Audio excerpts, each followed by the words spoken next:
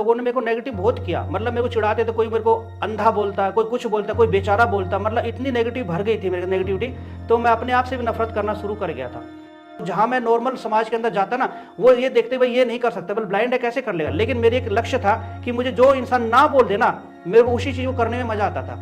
कि जो समाज में देखने वाले लोग ये सोचते जिस इंसान को दिखता नहीं वो आयुर्वेदिक चिकित्सा कैसे कर सकता है, जिस इंसान को देख नहीं सकता इतनी बड़ी बड़ी मशीनें कैसे चला सकता है। बस मेरे को वो चीज़ एक चीज़ थी कि भाई आंखों वाले इंसानों को मुझे ये दिखाना है कि विकलांगता किसी चीज़ की अधीन नहीं है। और मेरा एक लक्ष्य मैं लेके चल रहा हूँ और आज की डेट में बहुत से विकलांग बच्चों को सिखा भी चुका हूँ ये विधा, और सिखा भी रहा हूँ, ताकि कोई भी लोग चाहे विकलांग हो चाहे कोई भी हो अपने अंदर एक हीन भावना ना पैदा कर सके।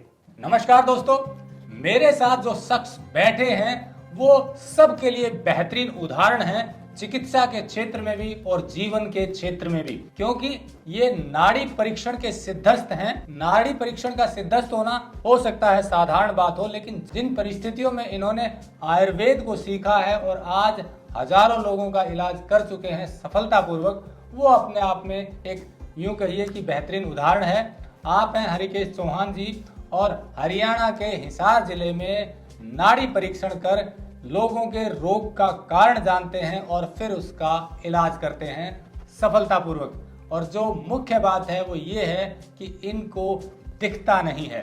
जी हाँ, 10वीं कक्षा में एक बीमारी के कारण आंखों की रोशनी चली गई, लेकिन हार नहीं मानी और अब ये देश के चुनिंदा ऐसे लोगों में से एक हैं जिनको वास्तव में नाड़ी परीक्षण का गहरा ज्ञान है और उस परीक्षण के आधार पर जो इलाज करते हैं वो पूर्ण रूप से इलाज होता है। क्योंकि ऐसे बहुत से लोग हमें मिले जिन्होंने ये बताया कि यहाँ से जब चिकित्सा ली तो उनका सफल इलाज हुआ। इनकी पूरी कहानी जरूर सुनिएगा, तरीका जरूर सुनिएगा, इंस्पिरेशनल भी है और स्वास्थ्य लाभ भी हजारों लोगों को दे सकती है। तो चलिए शुरू करते हैं। टेक्निकल फार्मिंग चैनल को सब्सक्राइब करें और बेल आइकन भी दबाएं ताकि आगे आने वाले वीडियो की नोटिफिकेशन आपको मिलती रहे। तो आपने जैसे सीखा, शुरुआत से बताइए कैसे इस मुकाम की तरफ आए। मुकाम की तरफ जैसे मैं आया ना, लोगों ने मेरे को नेगेटिव बहुत किया, मतलब मेरे को चिढ़ाते थे, कोई मेरे को अंधा बोलता, कोई कुछ बोलता, कोई बेचारा बोलता, मतलब इतनी नेगेटिव भर गई थी मेरी नेगेटिविटी, तो मैं अपने आप से भी नफरत करना शुरू कर गया था। फिर वो ये माँ बाप का सहारा था, भाइयों का सहारा था, तो मैं बोले तू आगे बढ़, हम तेरे पीछे हैं। तो मैं आगे चलता गया और जहां मैं नॉर्मल समाज के अंदर जाता ना, वो ये देखते भाई ये नहीं कर सकता, बल ब्लाइंड है कैसे कर लेगा, लेकिन मेरी एक लक्ष्य था कि मुझे जो इंसान ना बोल देना, मेरे को उसी चीज को करने में मजा आता था। मतलब किसी ने बोले तू ये काम नहीं कर सकता, तो मेरे अंदर मन में टीस उठती थी, इसने ना कैसे बोला, मुझे वो करके दिखाना है, तो मैंने वो किया। बस एक लगन थी, तो उस टीस ने मेरे को आगे बढ़ाया, इसलिए मैं ना को कभी बोलता गया, ना को ना ही बोलता गया और हाँ को हाँ बोलता गया। और जो लोग मेरे को बोलते गए तू कामयाब नहीं हो सकता, तो उनको मैंने वो चीज दिखाई कि मैं कामयाब होकर दिखाया। बस मेरी शुरुआत यही थी कि जो समाज में देखने वाले लोग ये सोचते जिस इंसान को दिखता नहीं वो आयुर्वेदिक चिकित्सा कैसे कर सकता है, जिस इंसान को देख नहीं सकता इतनी बड़ी बड़ी मशीनें कैसे चला सकता है। बस मेरे को वो चीज एक चीज थी कि भाई आंखों वाले इंसानों को मुझे ये दिखाना है कि विकलांगता किसी चीज की अधीन नहीं है और वो ऐसा काम कर सकता है, वो जिंदगी में हर किसी का एक प्रेरणा स्रोत बने। और मेरा एक लक्ष्य मैं लेके चल रहा हूँ और आज की डेट में बहुत से विकलांग बच्चों को सिखा भी चुका हूँ ये विधा, और सिखा भी रहा हूँ, ताकि कोई भी लोग चाहे विकलांग हो चाहे कोई भी हो अपने अंदर एक हीन भावना ना पैदा कर सके। ये तो हुआ कि आपने तय कर लिया कि मुझे कुछ अलग करना है, तो फिर ये आयुर्वेद की जानकारी लेने की प्रक्रिया भी एक बार बता दें। हाँ जी, आयुर्वेद के लिए क्या है कि मैंने फॉर्म भरे, तो उसमें फॉर्म में जैसे मैं बोला कि मेरा सिलेक्शन नहीं हो रहा था, लेकिन मैंने सिलेक्शन हुआ। अपना आरुल अंचल मुंबई में एक बहुत बड़ा संस्थान है जो महात्मा गांधी जी का बनाया हुआ है, गवर्नमेंट इंस्टीट्यूट है, तो उनकी मेन ब्रांच है राजघाट संग्रहालय, वहाँ पे मैंने फॉर्म अप्लाई किया। तो स्टार्टिंग में तो उन्होंने मना कर दिया था, लेकिन फिर मेरा एक लक्ष्य था, तो मैंने पढ़ाई की, पढ़ाई करके उनको मैंने पढ़ के पूरा सुनाया।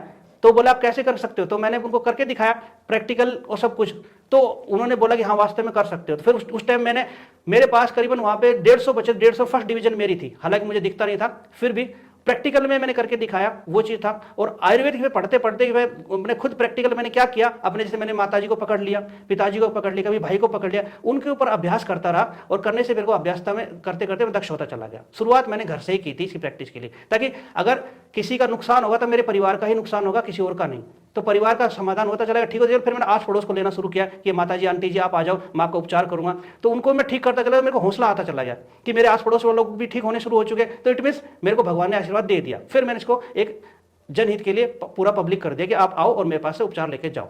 इस तरह से मैंने शुरुआत की थी घर से। अब एक सवाल और है आपसे, बीमार हो ही ना, बीमार होते क्यों हैं लोग, मुख्य कारण क्या है, और ना हो उसके भी पूछेंगे आपसे कारण क्या है ज्यादातर आप देखते हैं। जी, ये बहुत अच्छा सवाल है। तकरीबन आज के समय में ये पूरा संसार बीमार है क्यों, ये सबसे पहले समझना पड़ेगा। क्यों का अगर समझ में आ गया तो इंसान अपने आप को निरोग बना सकता है। इंसान का सबसे ज्यादा बीमार करने का कारण है उसकी जीवा। ये जीवा इंसान को दो तरह से बीमार करती है, एक तो स्वाद लेके और एक नफरत पैदा करके। अगर आपकी जीवा में मिठास नहीं है, बोलने में मिठास नहीं, तो आप वैसे समाज से दूर हो जाओगे, और आप ऐसा वैसा खाओगे तो आप अपने शरीर से दूर हो जाओगे। इसलिए इंग्लिश में एक कहावत है, taste is waste, health is wealth. आजकल का जो परिवेश है, हम अपना पुराना खान पान भूल चुके हैं। हम लोग फास्ट फूड पे ज़्यादा चल पड़े हैं। फास्ट का मतलब तेज, मतलब जिंदगी जहाँ 100 साल की थी वो 50 साल में ही सीमित होकर रह गई है। इसलिए जीभ का स्वाद भूल जाइए, सेहत का सुख जरूर मिलेगा। तो हम लोग ज़्यादातर इस जीभ के चटकारे के पीछे पड़े हैं, इसलिए इंसान बीमार है।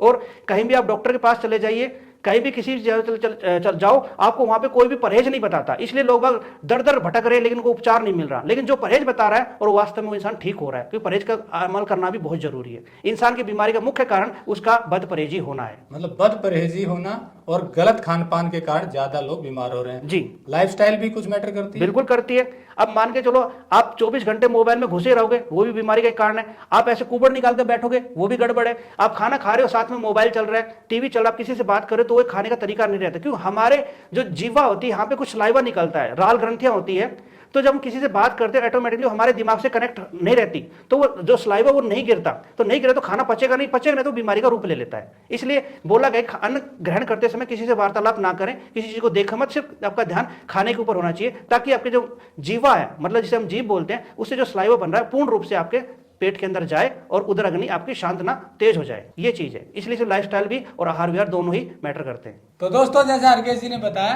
कि हम गलत खान पान के कारण बीमार होते हैं और फिर हम एलोपैथी की तरफ जाते हैं, तो ज्यादातर हमें केसेस में फायदा नहीं मिलता। लेकिन सही आयुर्वेद के जानकार और सही नाड़ी परीक्षण करने के बाद कारण जानकर अगर इलाज करते हैं तो इलाज भी होता है, जैसा हरकेश जी कर रहे हैं। नंबर इनका हम देंगे, आप व्हाट्सएप पर बात कीजिएगा, क्योंकि कॉल शायद सारे उठाना संभव नहीं होता। पीछे भी हमने कुछ वैद्य के वीडियो डाले तो यही प्रॉब्लम आती है कि जी कॉल उठ नहीं पाता, क्योंकि दूर दूर से लोग फ़ोन करते हैं समाधान के लिए। तो व्हाट्सएप करेंगे तो आपकी कॉल बैक जाएगा या आपका उत्तर मिलेगा। और आप हरियाणा में आसपास, राजस्थान, उत्तर प्रदेश के हैं तो शायद फ़ोन करके भी आ सकते हैं। उम्मीद है इनकी विधा से आपको लाभ अवश्य होगा। आगे भी ऐसे लोगों से मिलवाते रहेंगे। जुड़े रहिए टेक्निकल फार्मिंग से। नमस्कार, जय हिंद। अगर आपको यह वीडियो पसंद आया है तो ज्यादा से ज्यादा लाइक और शेयर जरूर करें। साथ ही चैनल को सब्सक्राइब करना ना भूलें।